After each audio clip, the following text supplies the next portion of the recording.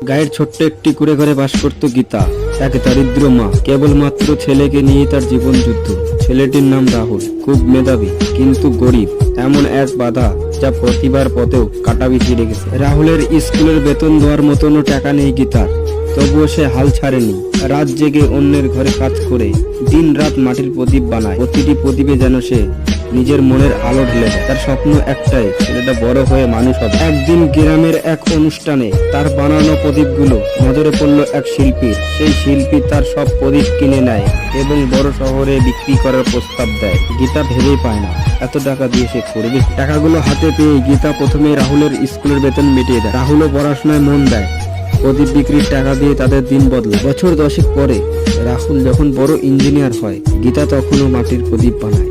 কারণ সে জানে এই ছোট্ট ছোট্ট প্রদীপের আলোয় তার জীবন বদলে দিয়েছে। এক দরিদ্র মায়ের মেহনত কখনো বিফলে যায় না।